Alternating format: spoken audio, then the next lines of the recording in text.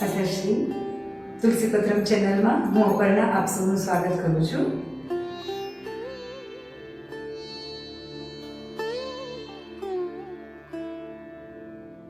આજે એક નવા વિષય વિડીયો સાથે આવી છું. આપણે ત્યાં આજે પોડકાસ્ટમાં શાસ્ત્રી હિતેશભાઈ ત્રિવેદી પધાર્યા છે, જેઓ શ્રાદ્ધ વિશે આપણને માહિતી આપશે. તો મહાલય શ્રાદ્ધ એટલે આપણા પિતૃઓને આપણા માટે દેવ તરીકે પૂજવા માટે એમને સ્થાન આપવાની વાત છે. પછી તમે એને દેવતા તરીકે પૂજી શકો. જેમ આપણે ભગવાનની પૂજા કરીએ છીએ એટલી જ પિતૃઓનું મહત્વ છે, જે શ્રાદ્ધમાં ભળી ગયા હોય એમના માટે. ભગવાન જેટલું એમનું મહત્વ છે, જેટલું ગણેશ ભગવાનનું મહત્વ પૂજામાં પ્રથમ પૂજનીય છે, એટલું જ પિતૃઓનું મહત્વ છે ને એટલું જ ગ્રહોનું મહત્વ છે. હવે આપણને એમ થાય કે આ બધાને પૂજવાથી થાય શું કામ પૂજવા જોઈએ? ભગવાનનું તો બધાને જાતે વાંકે કેવું પડે એવું નથી કે ભગવાનની પૂજા શું કામ થાય. બરાબર, ભગવાનની પૂજા બધા કરે છે અને આપણા પેઢી દર પેઢી કરતા આવે છે. અને બધાને એવું મનની અંદર છે કે આપણને તકલીફ અને દુઃખ બધાને પડવાના જ છે, અને માગવાનું સ્થળ એક જ છે ભગવાન. કોઈ માનતા રાખે, કોઈ બાધા કરે, કોઈ દીવા કરે, બીજું જે કઈ મનમાં જેવી શ્રદ્ધા હોય એવું કરવાનો પ્રયત્ન કરે. પુરુષ હોય તો ઘરમાં ખબર ન પડે હનુમાનજીની પાસે શ્રીફળ વધે પ્રાર્થના કરે, પણ કરવાનું તો ભગવાન પાસે. અને બધાને એવું છે કે ભગવાન આપણને કંઈક આપશે, આપણી મુશ્કેલીઓનો અંત આવશે. જો ભગવાન કેટલું આપે છે, તમારા જે કર્મ છે ને એનું ફળ આપવા માટે શનિદેવને ઇન્સિસ્ટ કરે છે કે આનો સમય આવે ને એટલે એના કર્મનું ફળ આપજો. બાકી ભગવાન સારું કરતા નથી, ખરાબ કરતા નથી. હવે આપણે સંસારિક જીવો છીએ, અહીંયાના સુખ, સંસારિક સુખ જેને જોતા હોય એ આપનારા આપણા પિતૃઓ છે. મોજ સુખ વાળું જીવન જીવવું હોય તો એના માટે ગ્રહો છે. એમાં શુક્ર નામનો ગ્રહ છે, એની ઉપાસના કરવી જોઈએ. તો મોજ સુખ તમારા એ કરાવી શકે. જેનો શુક્ર પાવરફુલ હોય ને એ જન્મથી નહીં, એને કોઈ ચિંતા જ ન હોય. ગમે ત્યારે ઉઠે નિરાતે, બાથરૂમમાંથી તૈયાર થઈ નીકળે ત્યાં બધે સુગંધ આવવા માંડે એટલે ખ્યાલ આવી જાય કે ભાઈ ઉઠીને તૈયાર થઈ ગયા છે. એની ઈચ્છાઓ પણ જુદી જુદી વ્યવસ્થિત હોય. આમ ઘરમાં આવીને જોવે કે અહીંયા ડાઘ પડ્યો છે, આ ચાલશે નહીં, એટલે એમ કે જરાક વ્યવસ્થા કરો, આ કલર બલર ફેરવી નાખો, જરાક જુદા કરી દો. ક્યાંક બહાર નવું ટીવી કે ફ્રીજ જોઈને આવે ને તો એ આપણે કહી દે આને કાઢી નાખો, આ મોડેલ નીકળ્યું છે, આપણે પરમ દિવસે આવી જશે. સારા સારા કપડા પહેર્યા હોય એમાંય ઘરે આવીને ચા પીતા પીતા જોવે કે ડાઘ પડ્યો છે, તરત ચેન્જ લઈએ.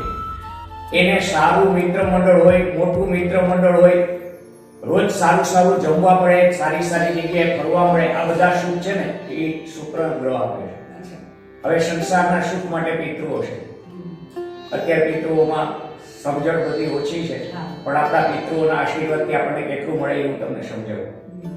પિતૃઓના આશીર્વાદ હોય તો કુટુંબીજનોનો સમ બહુ સારો હોય. સમ ન હોય, જેના ભાઈઓમાં કલેશ હોય તો સમજી જવું કે પિતૃની કૃપા નથી આપણા ઉપર. બીજા આશીર્વાદ, ધંધા રોજગાર કરતા હોય, પૈસાની બધાની જરૂર છે, આમાં પ્રગતિ ન થાય જો પિતૃની કૃપા ન હોય ને તો. અને પિતૃની કૃપા હોય તો એની પ્રગતિના દ્વાર બધી રીતે ખુલી જાય. ત્રીજું, ઘરની અંદર કોઈ દિવસ કોઈ વસ્તુની ખામી ન આવે, ધન ધાન્યના ઢગલા ભર્યા રહે, આ પિતૃની કૃપા છે.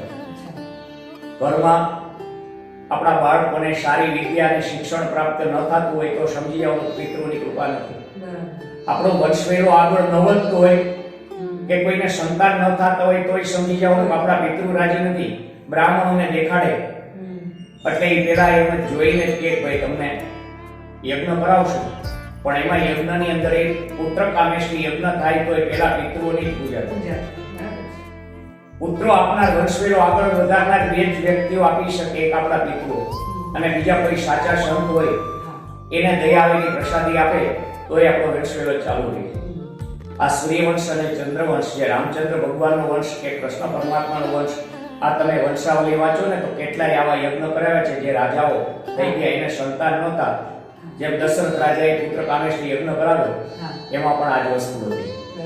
તો એ પિતૃની કૃપાથી થાય છે. બહેનો હસતા મુખે ઘરમાં રહેતા હોય તો સમજી જવાનું કે પિતૃ રાજી છે. બહેનોને ટેન્શન હોય એટલે સમજી જવાનું પિતૃ રાજી નથી. પછી બે વસ્તુઓ પિતૃ આપે જે આજના સમયમાં કોઈને ગમે નહીં. પેલી વસ્તુ, આપણા ઘરે રોજે રોજ મહેમાનો આવવાનું ચાલુ થાય. અત્યારે કોઈને સાચવવા ગમે નહીં.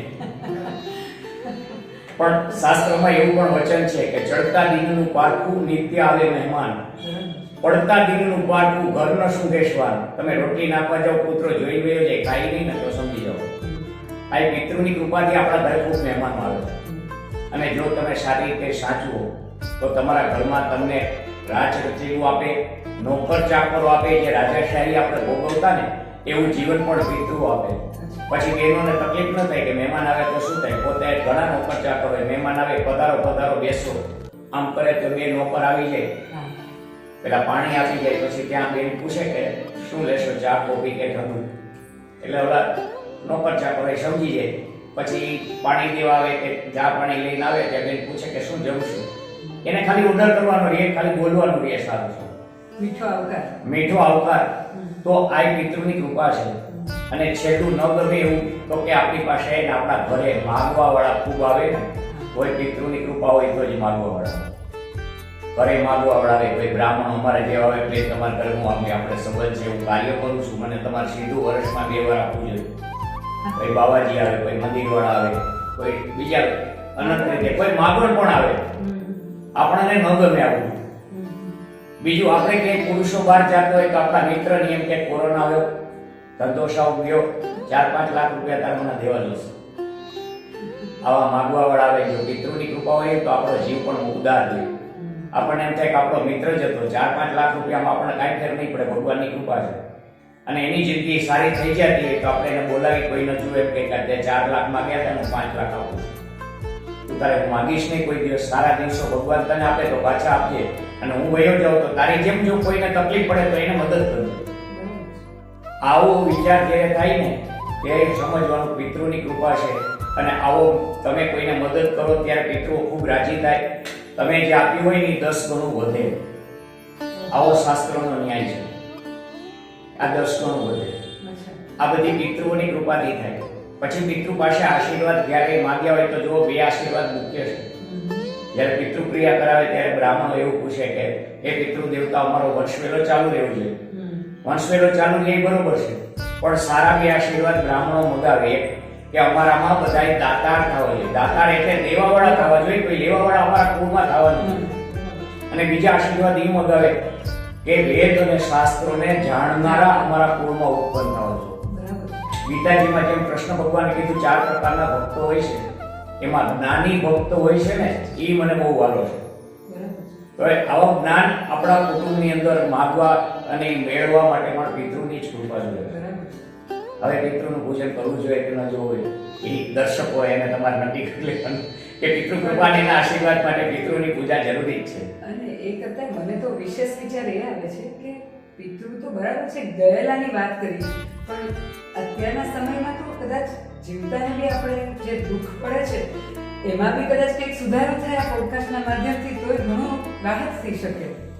જો મેં કીધું એમ કે માતા પિતાનું રૂપ કોઈ દિવસ જીવતા હોય કે વયા ગયા હોય, બરાબર આપણે બધા સંસારમાં જીવીએ છીએ. અને શાસ્ત્રોમાં એમ કીધું કે માયાના આવરણમાં આપણે જીવીએ છીએ. બરાબર માયાના આવરણમાં જીવીએ છીએ એટલે આપણે શું કહે કે જે નથી દેખાતું એ પ્રાપ્ત કરવાનો કોઈ દિવસ આપણે વિચાર કરતા નથી.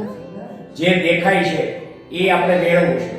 બહાર જઈએ કોઈ સારા ડ્રેસીસ જોઈએ તો આપણને એમ થાય કે આપણે લઈ લેવું છે, કોઈ સારા ગૂગલ્સ જોઈએ તો આપણને એમ થાય કે આ લઈ લેવું છે. જે દેખાય છે એ મેળવવા માટે આપણે પ્રયત્ન કરીએ છીએ. આ માયાની અંદર રહે છે, પરમાત્મા દેખાતા નથી. એમ આપણા વયા ગયેલા દેવદત્તો આપણને દેખાતા નથી. આ બધા તો ભગવાન છે આપણા. જો કાંઈ દુઃખ પડતું હોય ભગવાન પાસે માગવા જતા હોય એટલી આપણને બધાય ખબર પડે છે, બરોબર છે કે ભગવાન પાસે માગો આપણા દુઃખ કે તકલીફ દૂર થઈ જશે. પણ નથી દેખાતા ને એટલે આપણને એને મેળવવાની કોઈ દિવસ ઉત્કંઠા છે નહીં. ખરેખર તો ભગવાનને જ પ્રાપ્ત કરવા જોઈએ. એ જો પ્રાપ્ત થઈ જાય તો બીજું બધું એની મેળે પ્રાપ્ત થઈ જ જવાનું. આ સમજણ કેળવવી જોઈએ.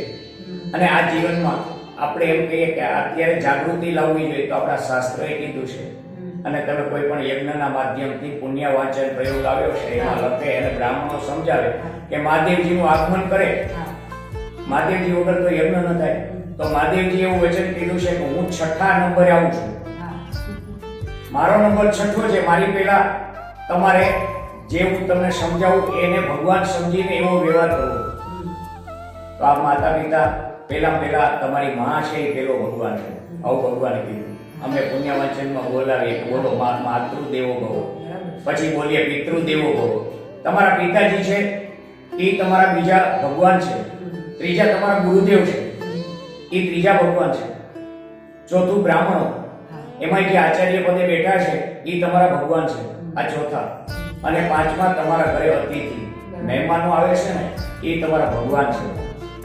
જેમ મારી સાથે તમે વ્યવહાર કરો છો કે ભગવાન અત્યારે અહીં આવીને ઊભા રહી જાય તો આપણને પહેલા સૂઝે જ નહીં ભગવાન આવી ગયા છે તો હું શું કરી શકું, પણ મનમાં એવો ભાવ તો થાય કે જે કરવું ઘટે ને બધું કરી લેવું, ખાલી કઈ રેવી ન જોઈએ, આટલો ભાવ થાય. આ ભાવ આ પાંચ વ્યક્તિઓ ઉપર દરેક માણસોએ રાખવો જોઈએ કે મા ઉપર, પિતાજી ઉપર, આપણા ગુરુજી ઉપર અને આચાર્ય દેવ અને અતિથિ ઉપર. આ ભાવ રાખો તો ભગવાન એમ કીધું હું કાયમ તમારા ઉપર રાજી રહીશ.